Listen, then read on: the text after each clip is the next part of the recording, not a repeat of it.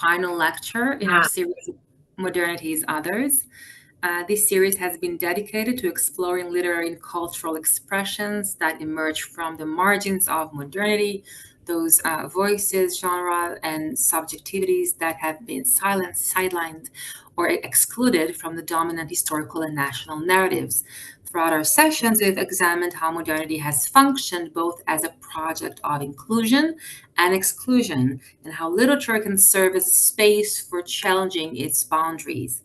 It is a true pleasure to close the series with a lecture by Dr. Michal Peles Almagor titled Interrupted Narratives and Migrating Voices, the Performative Power of Mascha Kaléko's Poetry.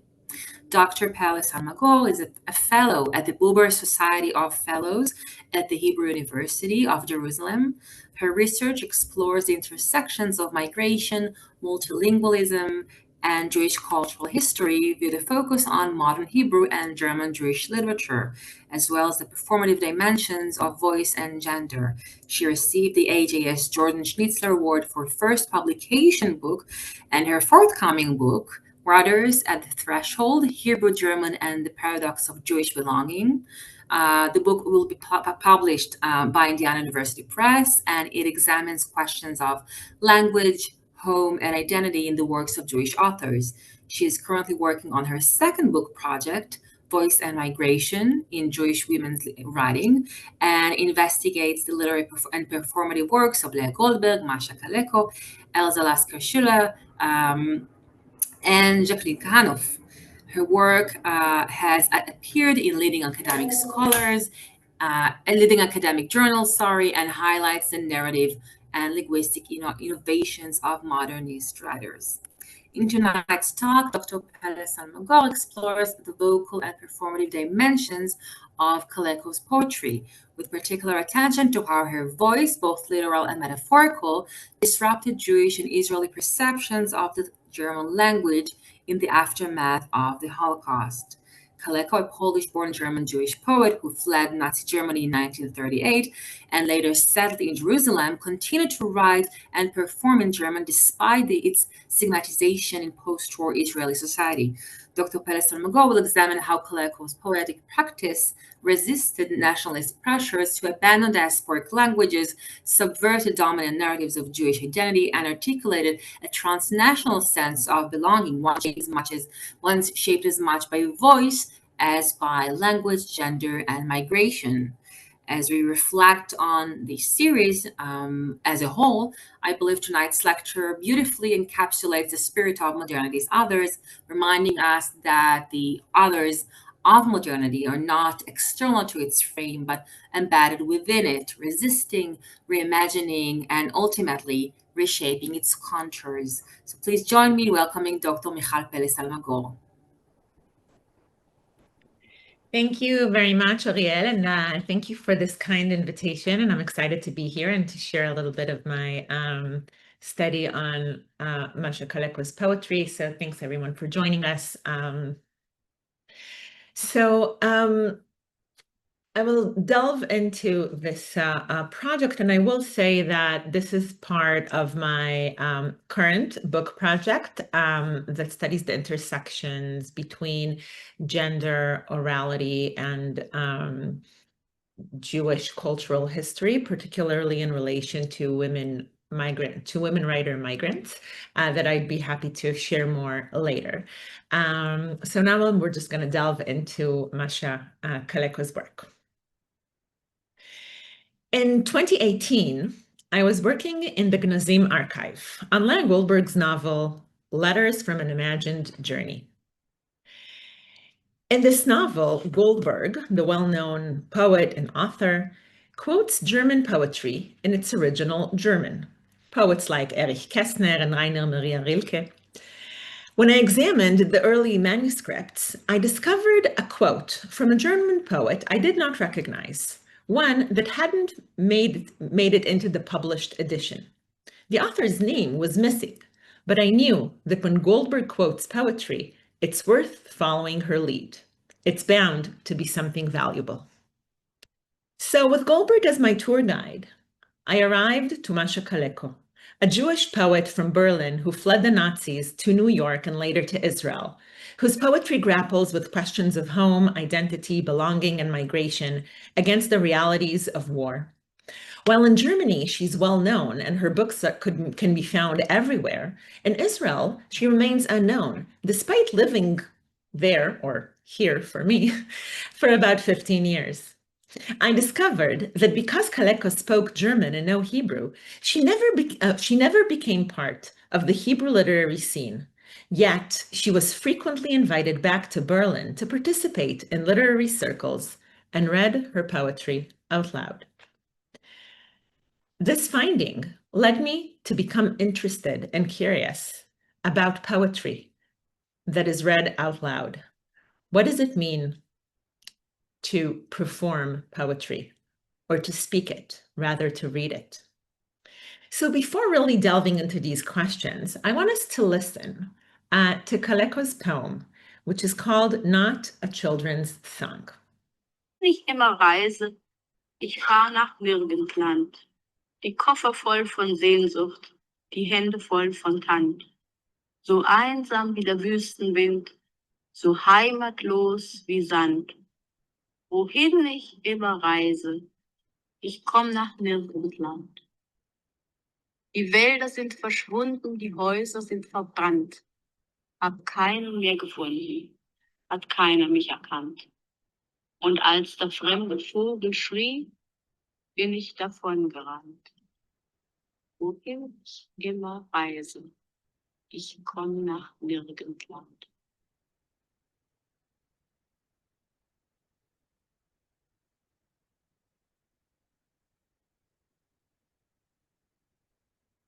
Yeah.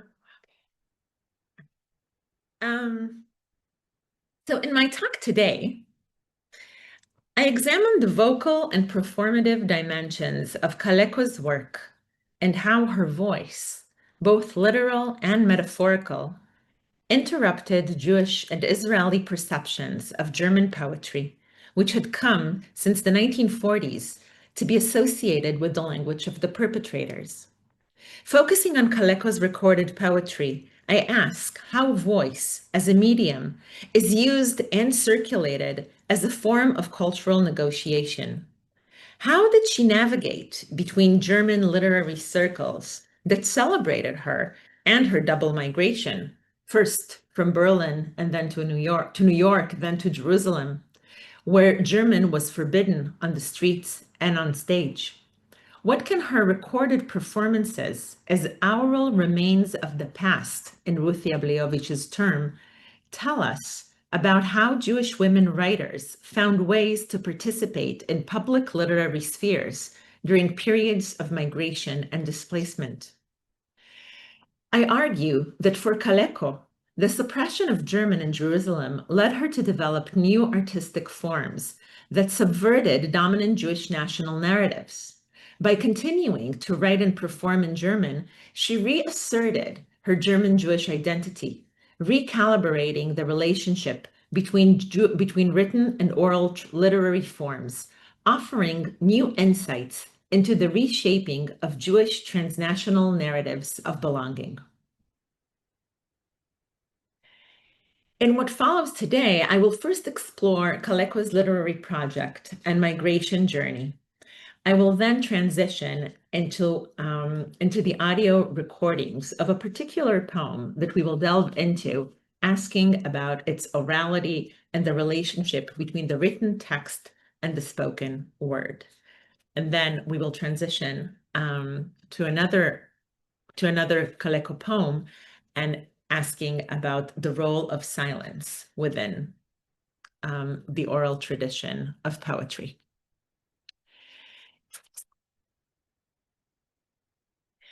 So, Mascha Kaléko was born Golda Malka Aufen to a Jewish family from Galicia. In 1914, when Kaléko was 7 years old, the family headed westward with the outbreak of World War I, eventually settling in Berlin.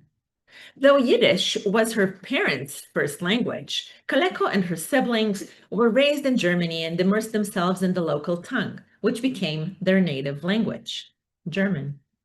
Her personal life existed within a strong Jewish framework beyond her childhood home. Both her first and second husbands were pivotal figures in the Jewish community who published, like Kaléko herself, in prominent Jewish journals such as the Jüdische Rundschau and others. Kaléko began publishing her poetry in the late 1920s and quickly became a rising star. By the 1930s, she had become part of Berlin's vibrant literary sphere, frequenting the legendary Romantisches Café alongside poets like Erich Kästner, Alfred Döblin, Else Lasker-Schüller, Bertolt Brecht, Kurt Tucholsky, and others. With the rise of the Nazi regime, her Jewish identity made her a target. The printing of her second poetry book was stopped once the Nazis realized that she was Jewish, because her name didn't signal that immediately, and her books were burned alongside many other Jewish works. In 1938, she fled to New York with her second husband and child, where she continued writing in German for nearly 2 decades. They lived in Lower East Side, New York, with a 6-story walk-up, and she worked as a copy editor, and he was a conductor. In 1960, she moved to Jerusalem, where she would spend her final 15 years, linguistically isolated, yet artistically persistent. Traveling frequently to Berlin, she passed away in Zurich in 1975 and was buried in the local Jewish cemetery. So here we see her wrapped. Kaléko published around 10 poetry collections within her lifetime, and a few more were printed posthumously. In Germany, she published her debut collection, the Lyrical Shorthand Notebook, in 1933, following by her second book, The Little Reading Book for Grown-ups. None of these were really some translations exist. So some of it are from formal collections, like it's more of, like an anthology of her books, but these books were not consistently translated. Her poetry captured, as Kerry Wallach and others have shown, everyday life in Berlin and captured everyday Berlin life in accessible yet sophisticated verse. These early works also established her core themes: displacement, migration, and the search for belonging.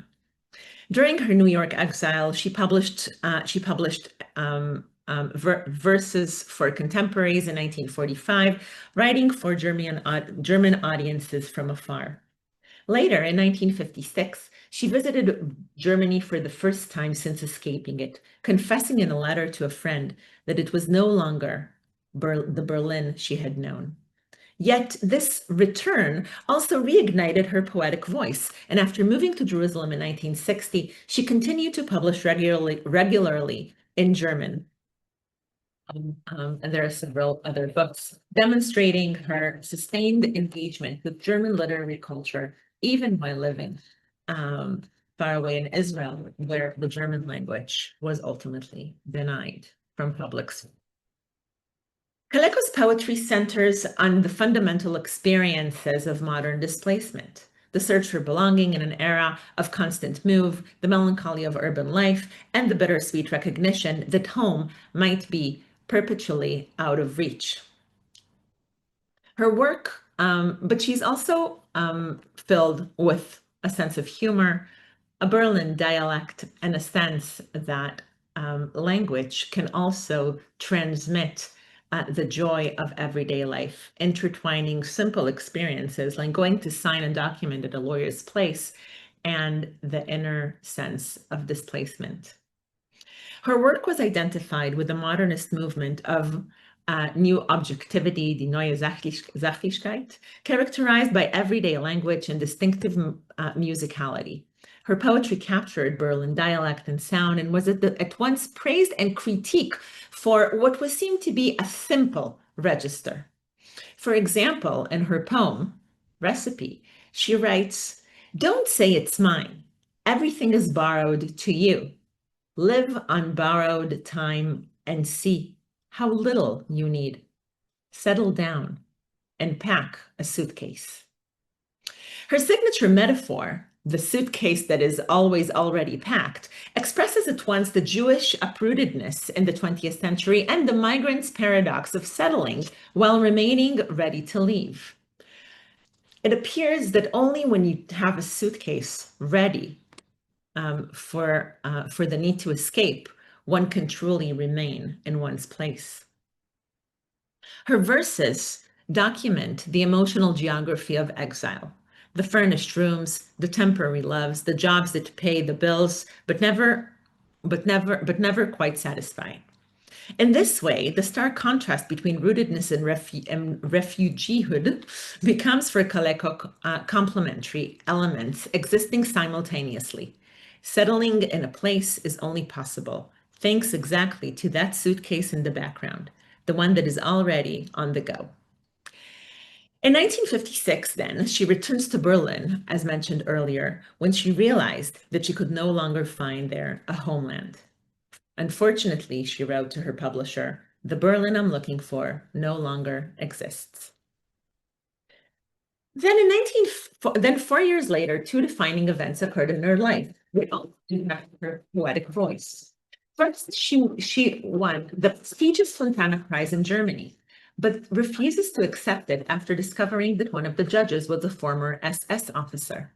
Secondly, she moved to Jerusalem following her husband's work as a music researcher. But like Elsa Lasker-Schiller before her, 15 years before her, Kaléko could not integrate into Hebrew culture, which had only established itself in the young state of Israel as a Hebrew living prose and poet, like as a Hebrew poetic project. Language and cultural gaps accompanied her in her daily life as well, sometimes in particularly amusing but telling ways. For example, at the beginning of her time in the city, she was really offended by the phenomenon of strangers addressing her by her first name, Mascha. Wherever she would go, people will address her, Mascha, Mascha, Mascha. Yet only after some time she realized they were really not addressing her. They were simply stopping her at the street, asking, Ma hasha'a, what is the time? This movement, I suggest, though, or this event, I suggest, points not only to a vocal confusion across languages, but also reveals the acoustics dimension of displacement, which takes shape not only in her life, but also in her poems.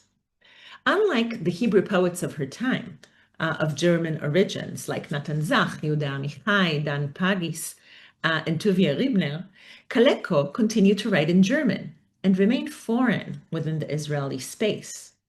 As historians Shulamit Volkov and Ifat Weiss remark, German was perceived at the time in the since the late 1930s and throughout, and especially from 1945 onwards, it was perceived as a forbidden language that still carried the sounds of Nazi Germany. And as we see today, still Wagnerian music is not allowed on Israeli stages, and the language evokes many complicated emotions in the cultural sphere and political. But for Kaléko, like other German Jewish writers and refugees, German was not only the language of the perpetrators, it was also the language of home, that of a literary homeland at once lost and carried forward. Ironically, if circling back to the Fontane Prize, it was Germany that embraced her poetry while the Jewish state rejected her and denying her of her mother tongue. Her books were reprinted in Germany, and every summer she would travel from Jerusalem to Berlin to read her poetry out loud. So what makes the recited poem different from the written text? What is significant about hearing a poem in the poet's voice? And what kind of listening practices does that invite? One second. Okay. Leslie Wheeler's distinction between textual voices and voice texts is particularly effective in thinking about Kaléko's spoken poetry. For Wheeler, while the written poem describes estrangement, the voice performance creates a different emotional reality through embodied delivery. Kaléko's voice, thus, as such, operates as what I have termed, of what I will show as an active participant in meaning making, negotiating between the alienation inscribed in the text and a kind of warmth tone maintained through vocal intimacy. So I want to turn now to listening to Kaléko's poetry together and directly. These recordings, the recordings that we will now hear, are gathered in a CD collection that I found in one of the archives, and they were gathered by Eva Maria Prokop from various events Kaléko participated in. I currently don't have detailed information about the specific context of these recordings, but I am hopeful that within the process of reaching these materials, more information will become accessible. This, of course, poses also methodological changes that I would love to talk about, that I'd be happy to discuss later, about the relationship between a recording that is carried over time and actually documenting a particular moment and event. So now I want us to listen to this poem. Hold on. This is Kaléko's. Hold on. Okay. So the next poem that we will be listening to is called Re-Encounter with Berlin. It's my translation, so we can definitely talk about it, as this poem was not translated into English. It's a very long poem, but I only translated, or I'm only going to share with you today the first stanza, which will be about 30 seconds long, and but we could listen to some more later. And as we are listening to this, I want to give you a small task. Try to identify some of the differences between what we will be seeing and what we are hearing. Okay, so hold on, I will. Okay.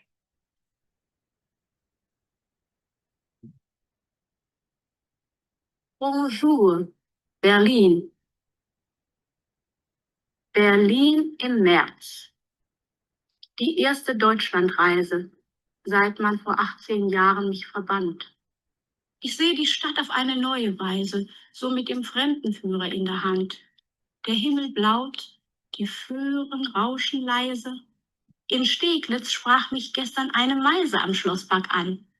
Die hatte mich erkannt. Und wieder wecken mich Berliner Spatzen. Und ich liebe diesen Märkisch-Kesselton. Höre ich sie morgens an mein Fenster kratzen. Am Kuhdamm, in der Gartenhauspension, komme ich sogleich, nach alter Tradition, ganz so wie damals, mit besagten Spatzen mein kleines Tagespensum durchzuschwatzen. Okay. I couldn't find the right window, so we went over, but that's fine. It's also nice to listen to things that we don't see the words for.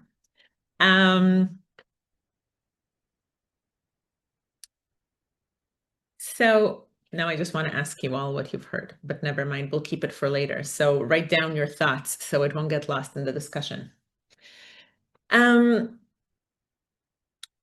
Recounter with Berlin ostensibly describes a homecoming entangled with estrangement.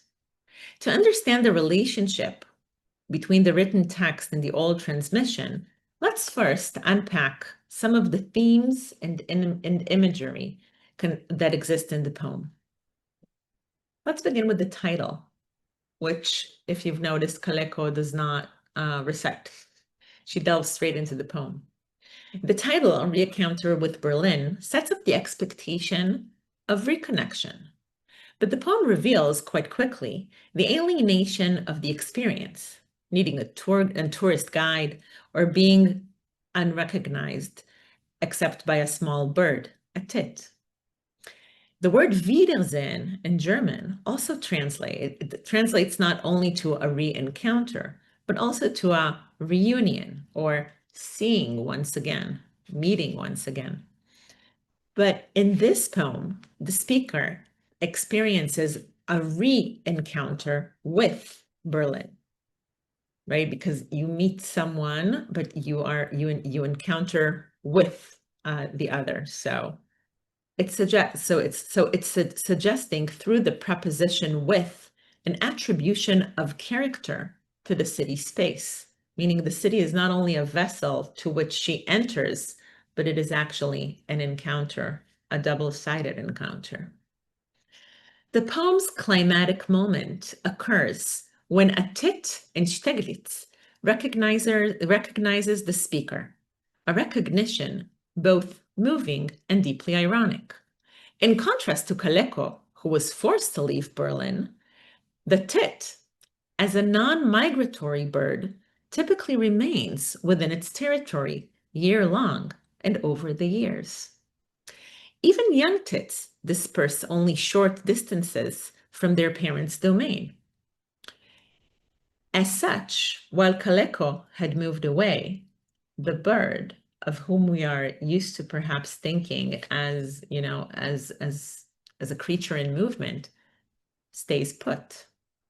If for Hebrew poets like Chaim Nachman Bialik, Leah Goldberg, and Tuvia Rübner, the bird symbolizes at once the possibility to travel and the impossibility to fully belong, then in Kaléko's imagery, the bird remains at home in the city.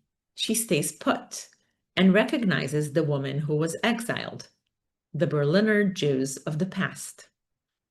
This encounter reveals the fundamental inversion of Kaléko's relationship to home.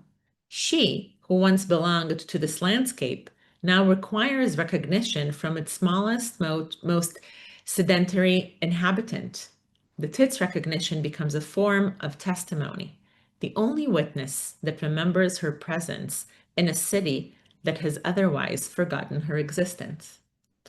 This small bird is also known for its vocal transmission. These birds are very loud, and perhaps it's not by chance that Kaléko, who insisted in using her voice also to perform her poetry and not letting it only be read, chose a bird that is known for its vocality. When listening to Kaléko's recordings, two stark differences appear between the written text and the spoken verse. First, in the recording, Kaléko begins with the words, "Bonjour, Berlin." Do you remember when she said, "Bonjour, Berlin," right? She's like, with this elevated voice, which does not appear in the beginning of the written text. In fact, these are the closing words of the entire poem appearing in the last verse. We'll hear it later. But in the reciting of the poem, Kaléko opens with this greeting, evoking with a high tonality a sentiment that she is indeed encountering an old friend she had not seen in a while. She does not visit Berlin. Rather, she's meeting with Berlin. The second difference appears in the second verse, turning our attention once again to the separate collective and personal experiences mediated by the vocal medium. In the written text, the lyrical I returns to Berlin, and I want you to look at the second verse, since they banished me 1,000 years ago.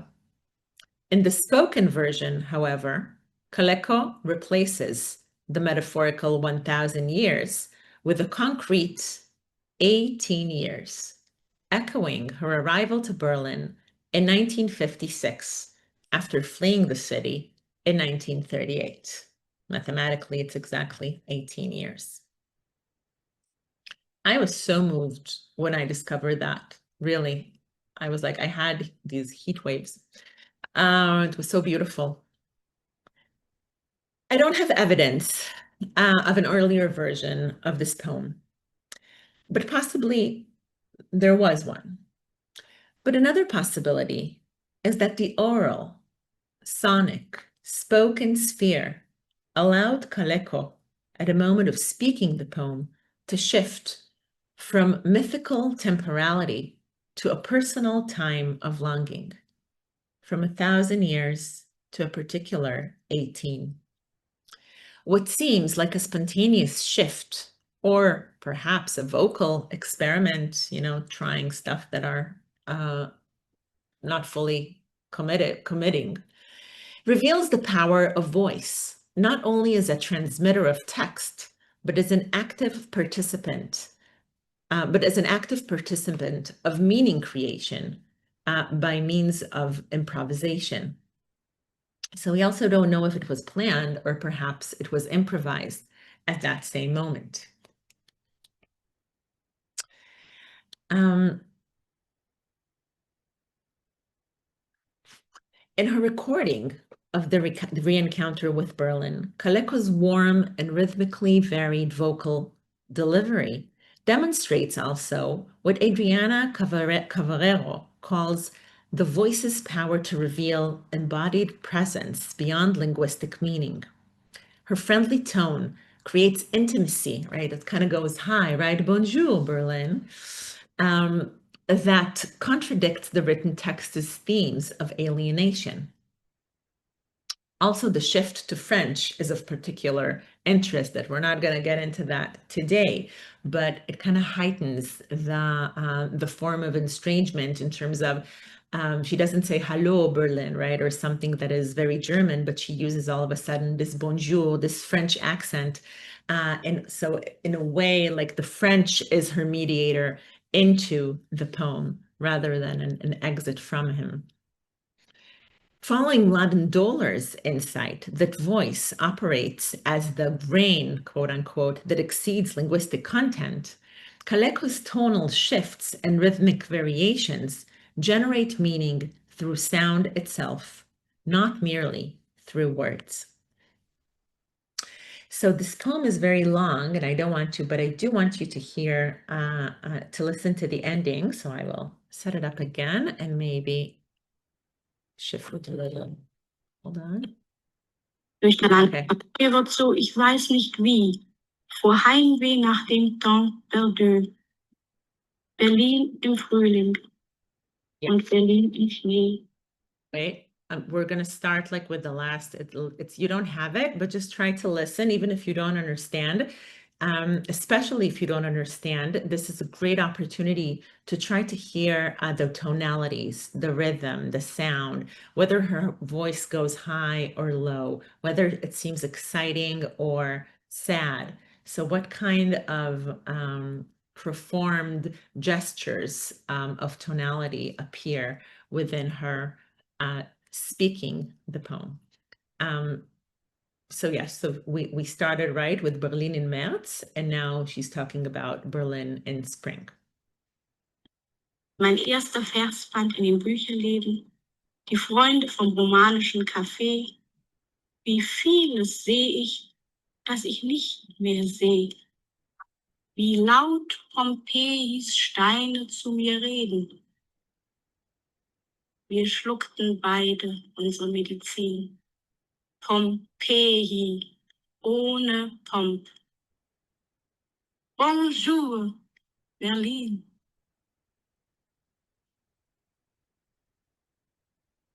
Okay. So we heard the bonjour at the end.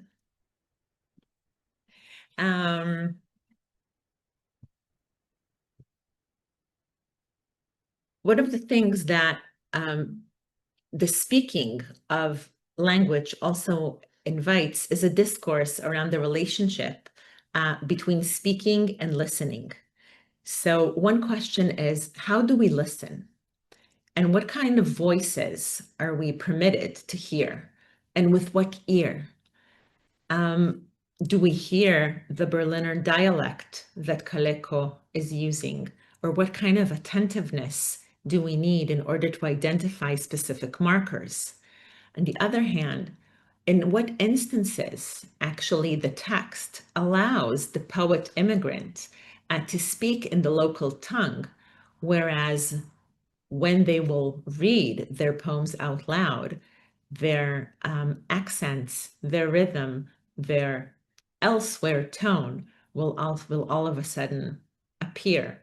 Like, for example, in the case of the Hebrew poet Leah Goldberg, who writes in unparalleled Hebrew, but when all of a sudden she speaks of my homeland, one can really identify the heavy Russian accent. So when does the written text actually allows the poet to disclose their identity and the identification markers that their voice reveals? In Kaléko's case, German was her native tongue. But then with these Berliner markers and the German language, when arriving to Israel, she's no longer permitted to speak it out loud. And this idea of silencing brings us to the second and last point of what we will discuss today. So, whereas the text can be carried away, a whole history of oral literature comes to play in this case to understand the importance, or again, the oral remains of vocality and orality. Who then is silenced when is not allowed to speak in German within the Israeli sphere? What voices are allowed to be migrated from one place to the other? Who is speaking, and how are we listening to those who are speaking, or those who are not allowed to speak? In what accents and on what stages? So, whereas Kaléko's poetry very much belongs to the era of the 1960s and the 1970s in Israel, and particularly in Jerusalem, many of these questions continue to be pertinent today. Especially within the Israeli sphere. Once again, we are within a reality of wartime. And once again, there are different accents and different rhythms that are circulating around. How, and Kaléko's poetry, I propose, invites us to really think and delve deeper into this question of who is speaking, who is being silent, in what voice and in which language. How do narratives migrate from one place to another, not only through written texts, but also through vocal transmissions? And I would like to conclude this talk with a poem that there is no recording of, but there is an archival piece or a note with Kaléko's handwriting on it. And it is called My Most Beautiful Poem. My most beautiful poem. My most beautiful poem. I didn't write it. It rose from the deepest depth. I silenced it. So even though this poem speaks of silencing and of writing, it begins with a second person gesture, a question mark, a beginning of a dialogue that speaks of writing, silencing, echoing the voice or the speaking voice that is always beneath it, beneath the surface. Thank you. Wow, thank you so much. Let me just, oh, thank you. Okay.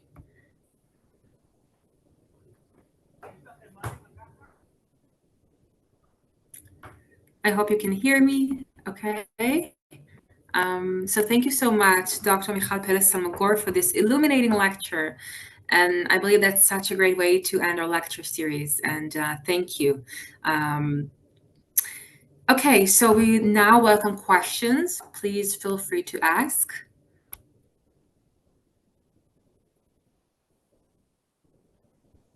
We can also have, first of all, an open discussion. I have some questions. Yes. I do. I have some questions, but I want to be polite and allow others to. Yeah, no, I'm happy to post some questions. I will start actually. I would love. So as you said at the beginning, I'd like to hear more about how this talk actually fits into your broader research project. and how your work on Kaléko connects with, to the larger questions that you're exploring in your current book project. But I also have other questions that I thought of while you were presenting your arguments, or fascinating arguments. I was wondering if you could speak a little bit more about the role Galicia played in Kaléko's life and poetic imagination, and I'll explain. Several speakers in this lecture series addressed throughout the semester the political consciousness of people who were citizens, ex-citizens of the Austro-Hungarian Empire, and examine how their subject positions shaped, a critical stance towards the modern nation state, or questions of belonging. So even though Kaléko left, as I understand, at a young age, I mean, would you say, or do you think, have you thought about the way her Galician background surface in her work in a meaningful way? I mean, thematically, linguistically, affectively. So that's one question. I would also be very much happy if you can elaborate on the role that gender plays in your reading of Kaléko's poetic strategies. How do you see the intersections, of female voice, migration, and language in her work? And finally, you mentioned that you'd be happy to share your thoughts, and I think it's very interesting, on the difference between, a recording that is listened to over time, and gradually enters some sort of archival process, and the documentation of a spontaneous, fleeting moment. So I'd love to hear more about your thoughts on how you see this, distinction. These are wonderful questions. Okay, so I'll start with your first one, the order of it. It's a really good question about the Galician background. I'm not sure that it has a particular effect on Kaléko, as she left Galicia when she was 7 and really arrived in Germany at a young age. But I will say that I do think, I mean, and most of these residents had some kind of Eastern European background, right? At some point, especially with the Jewish families. But I will say that she did have a very strong Jewish affiliation. So there isn't any evidence of, Yiddish, for example, that I've encountered in her poetry. She is a big fan of multilingualism. So she, as we've seen already in Wiedersehen mit Berlin, she incorporates French and other poems. She has many German poems on New York. So he'll kind of find, it's so weird. It's like traveling in New York City and you feel Manhattan, but in German. It's such a strange, displaced feeling to read these poems. But I don't know. I need to think a little bit more about that, and whether there is like a specific, like maybe I'm not, like what you're making me ask, or what you're kind of making, like you're helping me ask, is like, is there a specific Galician tone, right? I mean, when we're thinking of Agnon in 1912 and the way that the German Jewish intelligentsia kind of embraces him in Berlin, it's because Buber is writing that Agnon has this Hasidic tone in his voice that transmits, right, this far authentic Jew that arrives from the East. And in Agnon's case, it's like it's a dual East. It's both Eastern European, right, like this authentic Jew, and also the East in terms of Palestine, because he arrives on a boat from Tel Aviv. So there is some kind of Galician tonality that is maybe associated with Hasidism, but I don't think that it's the case with Kaléko, but I do think that it's like some kind of a vocality or oral origins that she is nurturing, that she is being nurtured to kind of transmit. And of course, her second husband was also a musician. So I do think, and she performed also, like in the 1920s in Berlin. She was part of the cabaret scene, and her best friend that actually wrote her biography and is really engaged with with like creating a website and really making her work accessible. She was also a former actress there. So she was also interested in the stage and performances. So that's about the Galicia. And also, I mean, she came to Germany when she was 7, and she left Berlin when she was 21. So she did spend her formative years in a German-speaking community and continued to speak German, until her last day on Earth. The role of gender. This is wonderful. This is a wonderful question, and it ties perhaps into the broader project. So your initial question of how Kaléko ties into my broad book project, and I will say that my book in its entirety studies how Jewish women writers who experienced dislocation and loss of language and homeland found ways to improvise, break rules, and really revolutionize women's relations with public oral spheres. So, scholarship typically aims to recover, or like when they say that they want to recover the female voice, it's typically on a metaphorical level. And my study is really about examining the performed voices of Jewish women in literary public spheres and their role in shaping modern Jewish identities. And my project as a whole focuses on four Jewish female writers, which is Leah Goldberg, Mascha Kaléko, Elze Lasker-Schuller, and Jacqueline Kahanov. And something that is common to the four of them is that they all experienced the dual migration. Each of them had, another stop on the way before coming to Israel. 3 of them ended up in Jerusalem and 1 in Bat Yam, which is Kahanov. They come in different times, but they were also one of the important characteristics for all 4 of them is that they were connected to both a Jewish language or the Jewish sphere, and also a local strong language in terms of they grew up in an urban setting, so they had a relationship also with local languages that later on became national languages. And it's really about thinking through orality, kind of touches on what you asked about the role of gender. So, typically when thinking about women's voices, or when we think about the way that ideas are transmitted in a vocal aspect, and we think about the police in ancient Greece and the performances, I mean, women were excluded from all of these spaces. So in fact, the female voice has a very long transcultural history of being interpreted as something that is threatening, tempting, something that needs to be guarded and even policed, right? From the voices of the sirens, with Odysseus. We have in Arabic, in the Arabic literary work of Arabian Nights, the voice of Shahrazad, who is the ultimate storyteller. She can redeem these women that are put to death every night, but it's because she uses her voice and this oral tradition of storytelling to kind of lure the king, right? Not to kill her night after night until she has her child. And then later on, even with these, the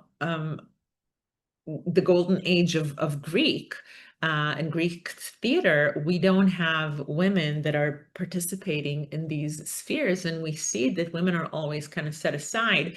And only really with the 17th century, when women, when they want to enter the public sphere, they're not part of the vocal or the people kind of telling the stories, but they become the hostesses, right? So like the literary salon. So we have it like in France, and then we have it in Germany in the 18th century with Rachel Fahrenhagen. So there is also like this literary tradition of what happens in the sphere of the salon. And because even with the cafes, what we're really used to think about as this very rich environment, literary environment, until the 20th century, women are not allowed in these spaces as well.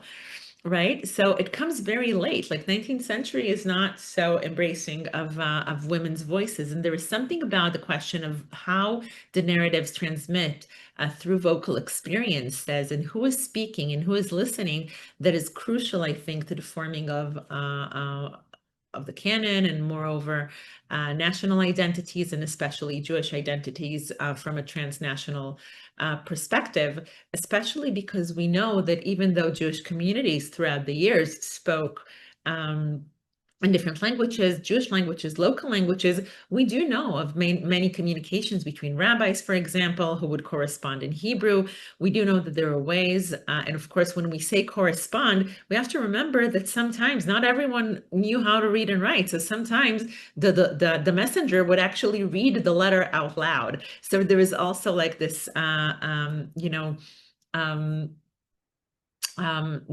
sometimes the uncertain boundaries between public and private spheres and written and oral transmission. And so my question is really, how do women, or what I'm looking at is that this group of women who come from, who grew up in different languages and different settings, but in a very unique way, they all wanted to perform their voice. They wanted to use their voice not only in writing, but also as a performed medium, which ultimately changes or is in dialogue with the broader stakes of Jewish cultural identity and belonging in the 20th century, and how it impacts literary structures and forms. That was a very long answer. And may I ask, I'm interested in knowing that is listening to her poets, to her poems, I have this feeling as if someone that is a character is visiting a surreal world, simply some kind of a even surreal art world, not a world that is no longer there, but a world that never was. And maybe this is some kind of a question. Maybe Kaléko has been making a synthesis that is, maybe it is too simplistic to claim that she visited upon some kind of a German homeland, and that her German was rejected in Israel, and for this reason Israel would not be or would not feel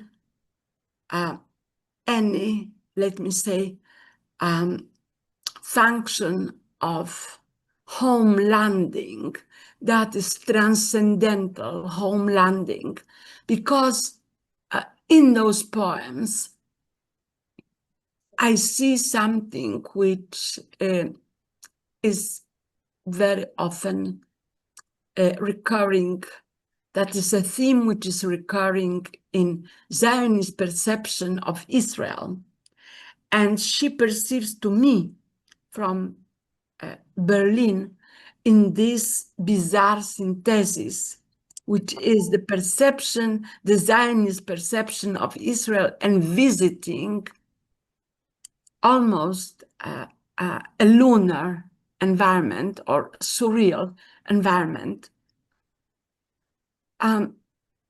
So could it be said that there is a dualism, or maybe a property that is not only pertaining to Kaléko, but to German-speaking people who reached the land of Israel, who experienced the calamity, the Holocaust, and whose perception of mother language has, that is, I don't know, I tried to make an analogy to a Bechstein piano. This is a piano which had been built for European courts, late 19th century, for Russian royalties, for the Russian Tsar, that is court, for British royalties and so on. And all of a sudden, Bechstein turned. That is a supporter of Nazi ideology. That is the Bechstein producer. So there is some kind of a discontinuity, which is very, very bizarre. So can you sense that in the visit, because it seems to me that this is too simplistic to say that Israel rejected her German language as her mother language, and that this mother language had been endorsed whilst viewing Berlin, because it seems to me that she's not endorsing any motherland in Berlin, viewing Berlin, and she's not that there is a dualism, linguistic dualism, some kind of even more complex than dualism. There are several dimensions to the memory, and there might be also a collective memory element, which produces this bizarre synthesis among the Zionist perception of Israel and her surreal perception of Berlin, of Berlinhood, and that it is too simple to say that German is actually her mother language, which has been denied the entry to the promised land, because that is because the German is too complex a phenomenon for those who experienced Holocaust, too multidimensional a phenomenon to say that her mother language was experienced in Berlin and was not experienced in Israel. That is simply that there is some kind of a different German that pertains to the hostility, that is the sensation of the language, which does not preclude that her inner German, the inner voice, is at home in Israel, and this is a synthesis of her mother language, which is some embedded in collective memory reservoir that produces this lunar feeling in Berlin. So these are excellent questions, and I think that you are right in identifying that it's more complex. But I will say, I don't know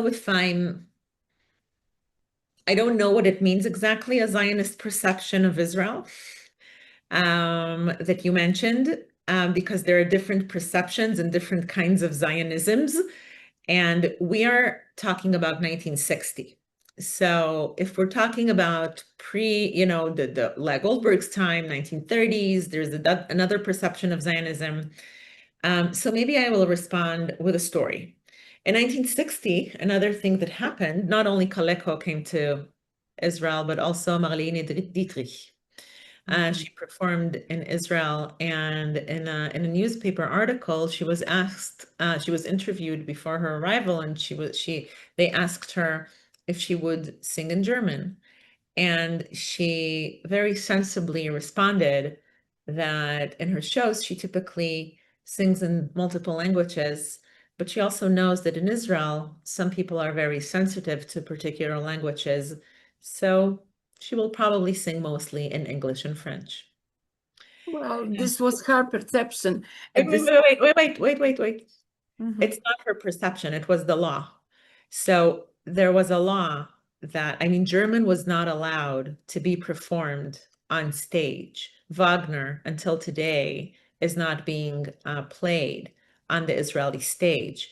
There was a sensitivity that was intertwined with the perception of German as the language of the perpetrators. But during that show in Heichal HaTarbut in Tel Aviv, the center of Tel Aviv, Dietrich stopped her show and asked the audience whether they would like her to sing a song in German. And it was in unison, everyone said yes. And reporters said that everyone in the audience was sobbing. And she sang 2 songs. So of course, the status of German at the time is subversive in many ways. because for people who grew up in Germany, it was, of course, their language of home. And we have that sentiments with Dan Pagis, and not in Israel, but Porzellan was struggling with that as well. And what is it like? Whether we can write in the language of the perpetrators, is poetry allowed, right? Adorno's question of whether whether we can write poems after Auschwitz, and maybe another question is whether we can write poems in German after Auschwitz. And I think that Kaléko, much like Lea Goldberg as her counterpart, and like Elsa Lasker-Schüller, really saw German as a literary home that is intertwined with other languages. But this notion of home is not like where you live and actually keep the suitcase. You don't need to explain that one. But you know, German was also Mahler's language and Goethe's language. So German to everyone was not about Wagner and No, but Cosima that's what especially. no, but that's exactly my point. My point is, Mahler was not forbidden. no, but my point is, Mahler was also converted, but so he's like Heine. No one in Israel perceived of him as converted. No, In but like Israel. there is a whole section on Heine and like his perception. So of course it's also the language of Mendelssohn and Goethe and Schiller, and but in a way, in many ways, for her as a poet, I mean, and it already happens in 1945. There was a literary salon orchestrated by Buber and Elsa Lasker-Schüller, who also she never spoke Hebrew, and she was also forbidden to read her poems out loud. So when I say that she was denied of her mother tongue, it wasn't about walking in the streets of Rehavia. You can, like Thomas Spar wrote a whole book, wonderful book, about the German colony in not the German colony, Legal structures, yes. Jerusalem as a German colony, of course. But my point is that there is no German newspaper at the time, right? Like there is no. I'm thinking about, or what I'm trying to get at, is the way that immigrants who came to Israel late were forced or had to make some different changes, or what happens when they're not interested in writing in Hebrew. And that poses at once a problem and an opportunity, because they are able to look at their realities from a different lens, a different language. And in fact, they create these liminal spaces that, in a way, call into question where is their literary home, and what happens when that literary home encounters geographical shifts and changes. I mean, we haven't even discussed, the New York period in Kaléko's world, which is like around roughly 22 years. I'm sure, and I haven't gotten to that in my research yet, but I am positive that English had a deep impact on her poetry. She lived 22 years in New York. So these are kind of, but my point was, or what I'm trying to look at, is what happens when someone, I mean, just historically, and this is not something that I'm arguing, this is just the case. She is unknown in Israel. No one knows her here. No one. And when I walk into every bookstore in Berlin, I find her book, on the shelf. And Germans know of her, like not Jewish Germans, but just Germans. She's like their Lea Goldberg. You know what I mean? She's just known. And the fact that her poetry was forgotten here in Israel, despite her broad impact within German modernity and German modern literature and modern poetry, is an enigma to me. I mean, it's not a real enigma because I understand the historical consequences that led to that, but it's the same, but it's very similar to Porzellan. If you don't go, like, Porzellan is not studied in Israeli high schools. So it has to do with language. It has to do with like the language in which they are writing. in my. Those are the formalia. Those are the formalia. I'm sure that you are, let me say, aware and very that is that you intook all formalia of those synthesis and transitions. Apropos, Zionism has a pantheist content, and in her poem, I wrote poems myself in Hebrew, in Polish. In her poetry, I simply recognize some, let me say, transcendental, maybe collective memory reservoir that makes up for a common denominator that is to view revival as a phenomenon which all of a sudden pins the attention to some kind of a very trivial fact of nature, a bird singing someplace, and so on. So this is just Yeah, it's also about the broader crisis of modernity. You know, it's not only a Jewish story, it's also a modernist story of displacement and longing. And I mean, and even like we're talking as if like others felt at home in Israel. It's like it's a moment that Israel in the 1960s is very much a space of many immigrants. It's like it's a work in progress. And even today, right, the question of home, as we've all learned, is very much being called into question time and again. But I'm going to stop us here for a moment because I also want to address Ariel. Ariel, by the way, we don't see you very well, just so you know. Yeah, I just noticed it. I'm so sorry. I don't know why, but yeah, I'm kind of blurred, right, at this moment. Yeah, exactly. Yes, I'm so sorry. Yes, but if you can, yeah, I would very much appreciate if you can say a few words about your project and your forthcoming book. Yeah. So what I wanted to say about Yes. so this is actually, it comes out like so the method, I'm really working on this methodology of what does it mean to listen to poetry and to written poems, right? It's not like a poetry slam. I'm differentiating it from that, or oh, now we see you well. So or performed like theatrical performances. So these are things that are different. And what happened is that I recently met with someone who has a private collection of recordings that she's been recording poets for over 20 years. And we started to talk about it. And I interviewed her about like the different moments and the different places in which she recorded these poets. And some of it was spontaneous during their, literary evenings. Others, she went to them if they were, older, and so she came and recorded them in their kitchen, maybe sometimes a few times. Others, she invited to a studio, and they came. And then she told me that in some instances they also edit it, so they have a few takes, and then they put together like a proper recording. Takes the best of each take. And that kind of, sent me into an abyss because it made me think of a set of questions that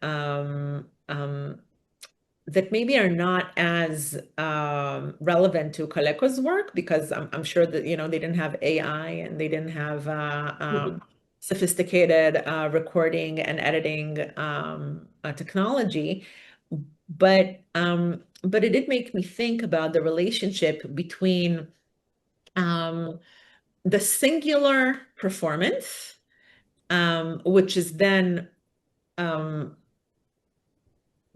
being, associated with the literary work. I'm thinking even, in theater about the recording of The Child is Dreaming, הילד חולם של חנוך לוין, the specific recording. But actually, I mean, as we know in theater, one of the greatest beauties or greatest tragedies, depending on how you look at it, is the fact that every night is different, right? It's the singularity of each performance and the specific actor that is played and their mood, and maybe they forgot their lines, and what happens when something is spoken and is being played and performed, because then you know, the human body does weird things, and then things come out of our mouth, and the gestures are a little different, and our mood, and what do we transmit? And we saw it with Kaléko, right? With like this Bonjour Berlin. I don't even know. Maybe she was confused. Maybe she wanted to do it. Maybe it's the older version of the title. Who knows? Or, you know, and then when she said these 18 years, I don't know, it doesn't seem to me like a mistake.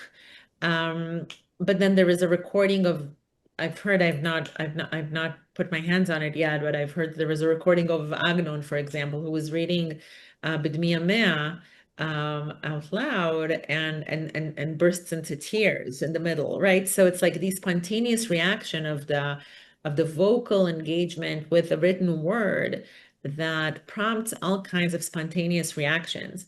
And methodologically, I'm thinking a lot about that. So for example, in Ruti Ablievich's study that came out in a book, Possessed Voices, she's looking at the recordings of Habima Theater. And for her, she, like the way that she organized it is that her corpus is, you know, recorded performances of Habima.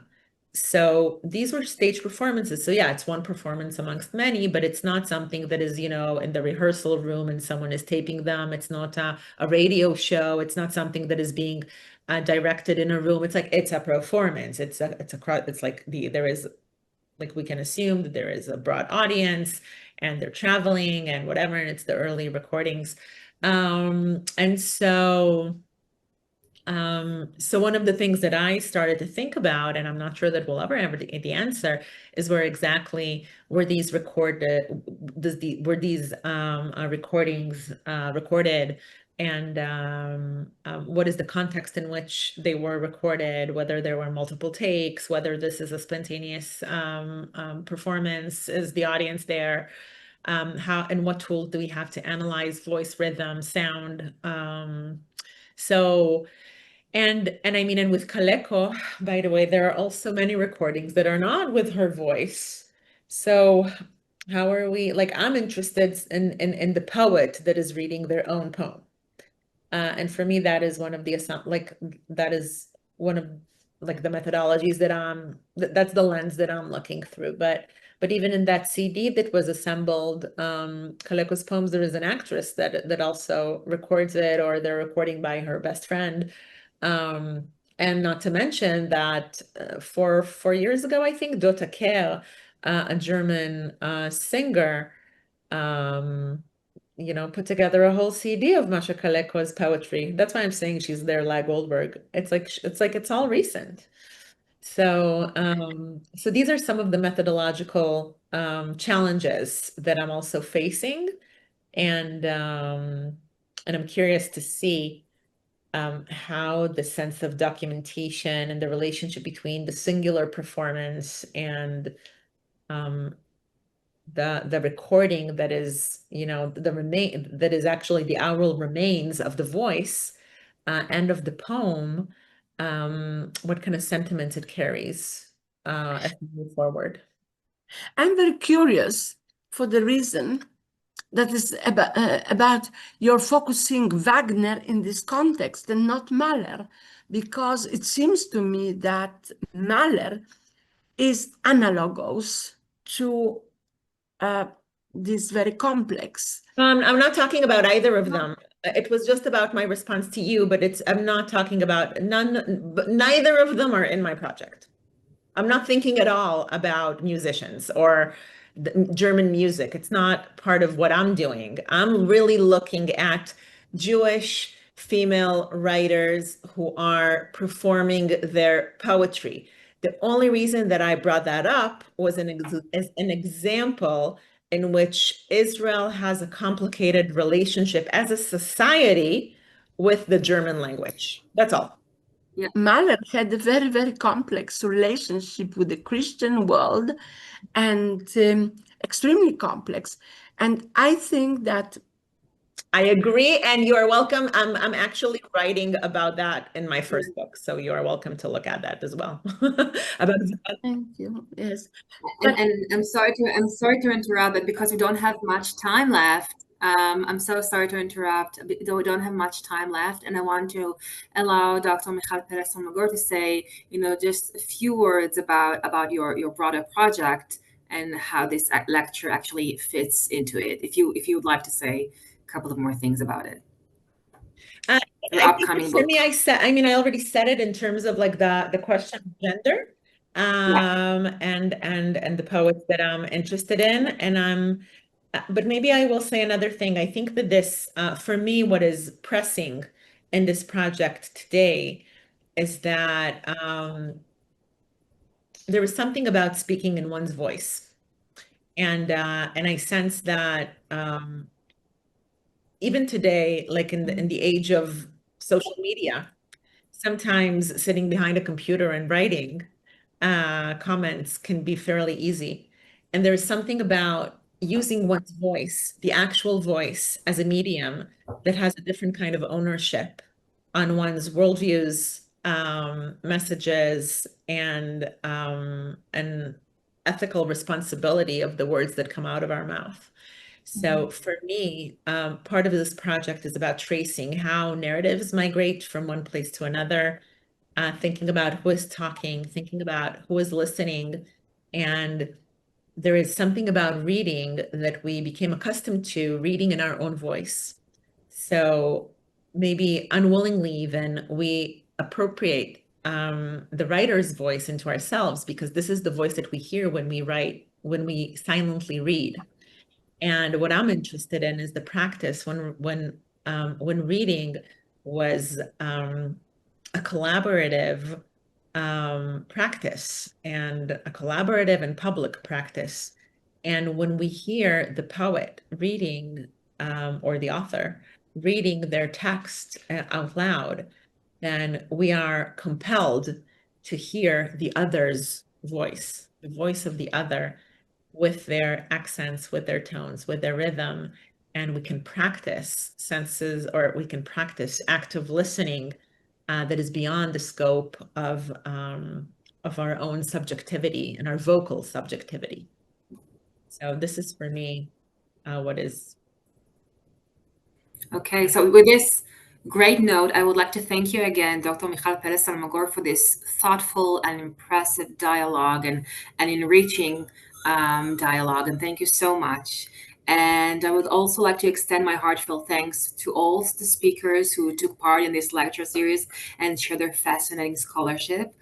Special thanks go to Professor Cedric Cohen-Scali, the director of Passerius Institute at the University of Haifa, for giving me the opportunity to organize this lecture series. And I'm also deeply grateful to Amir Baron, the administrative coordinator at the Passerius Institute, for his ongoing support and invaluable help in bringing this series to life. So thank you again, Dr. Michal Peles Almagor, and thank you for those who join us. And I wish you all the best, and hopefully we'll see you soon. Thank you so much, Ariel. And Thank you. Thanks.